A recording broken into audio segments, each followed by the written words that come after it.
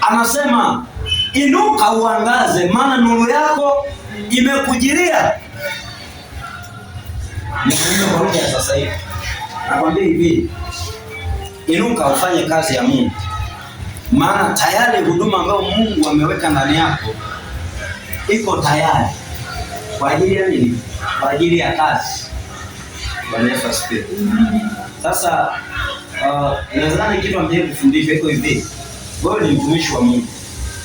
Kama wewe ni mtumishi wa Mungu, Marko ile sura ya 16 ile mstari ya kule mwishoni anasema, nendeni mkawafanye mataifa kuwa wanafunzi wangu. Hebu fikiria toka walipookoka mpaka leo. Sitaki kutaka kujua kwamba una miaka mingapi kwenye wokovu. Ni nani ambaye umewahi kumpata kumshuhudia habari za Yesu? Ni nani? Yesu asifiwe. Hapo unasema hivi, mimi huduma yangu ni walimu. Ni nani ambaye umemfundisha neno? Utasema mimi huduma yangu ni kuomba. Ni nani ambaye umemuombea? Ni nani?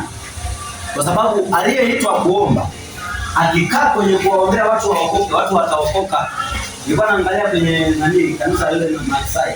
Kuna mama mmoja, kuna maroho alitupiwa kansa. Sasa ile maroho yakawa anasema, huyu tunataka tumuue kwa sababu ni kielele sana. Anaomba sana, anatunyang'anya watu wetu. Na juzi kuna dada alitaja kwa jina kwa imani nyingine, alibatizwa hapa kanisani, yeye ndo aliyesababisha akaokoka. Sasa yeye hata hajui, yeye anakaa tu kwenye maombi, lakini maombi yake yanazaa kwenye ulimwengu wa roho. Mungu anaona matunda ya yule dada, kwa mpaka wameinuka wanamtupia roho ya kansa. Bwana Yesu asifiwe. Yaani hata wewe mwenye kushauri, ulepewa kushauri, yaani kila mmoja amepewa kitu chake. Matunda yako ni yapi?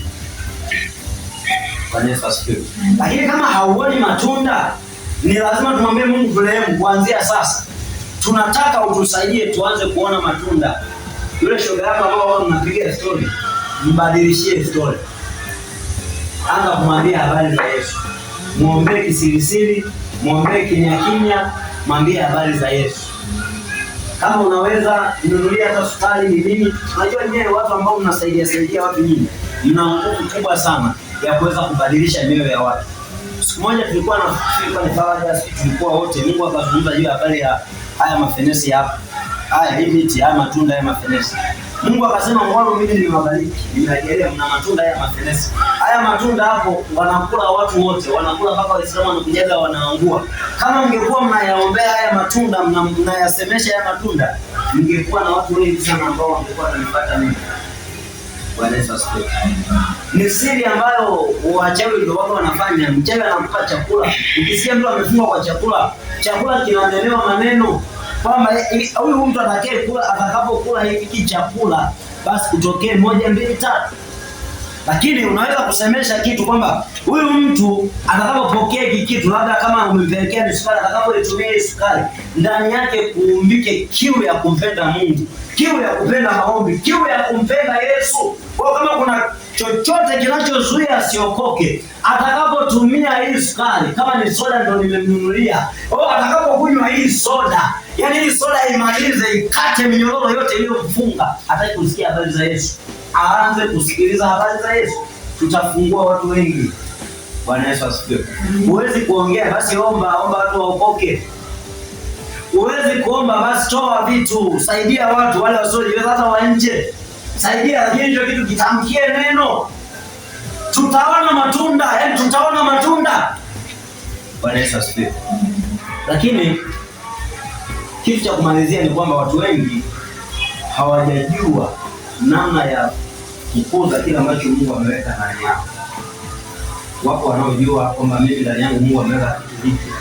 Wewe ambaye Mungu amekwambia wewe ni nabii, wewe ni zaidi ya nabii. Yaani ni nabii, labda nabii kwa nafasi, au nabii labda ndio kitu ambacho Mungu alifunua kwa wakati huo, lakini umebeba furushi zaidi ya hayo. Bwana Yesu asifiwe. Kwa kukujulisha kitu kingine ulichobeba, kuna kitu Mungu hawezi kukisema hadharani ulichobeba. Maana naona kuna sikio likisikia. Shetani ana kawaida, anaweza kuinua hila hata kwa mtu ambaye unamwamini. Fikiria leo hii mimi kapinga na kuombea, ila mimi sina hila, nawekea tu mfano. na kuombea, naona kwamba kesho utakuwa na milioni 100 utazipokea. Yaani nitajikuta nimeanza, yaani utajikuta umeanza kwani sio inatokea hivyo?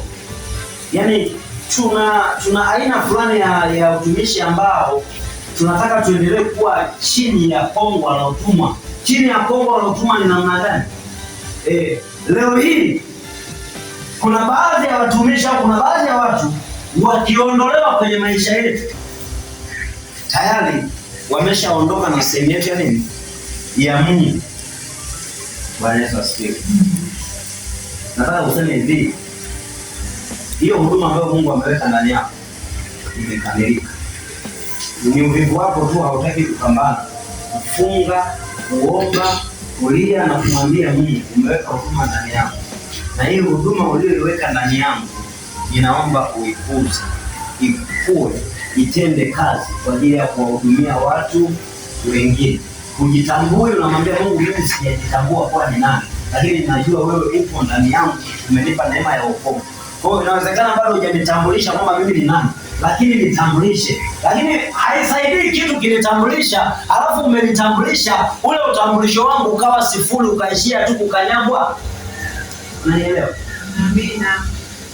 Utambulisho ambao umenitambulisha ukiwa wazi, hata kama hujanitambulisha, yani ukidhihirika, ndio nuru ninayosema. Ikidhihirika maana yake watu watakuja kutoka mbali. Na kwa nyakati hizo kuna matukio ambayo yatatokea hapa katikati. Haya matukio yatakayotokea yatakuwa ni adhabu kwenye nchi, adhabu kwenye familia, adhabu kwenye ukoo. Lakini kwa sababu mimi kuna kitu ninacho ndani, kile kitu ndicho kitakachonitetea, kitawatetea na wale ambao Mungu amewaweka karibu na mimi. Watakaponiangalia mimi wataona kuna watu wameumwa, mimi siumwi. Watauliza vipi siri yako ya kutokuumwa nini? Itamwambia yuko Yesu ambaye ananiponya. Njoo na wewe nikupe Yesu ili usiumwe. Nikimpa Yesu atapona. Ndio connection inazidi kwenda na kwenda.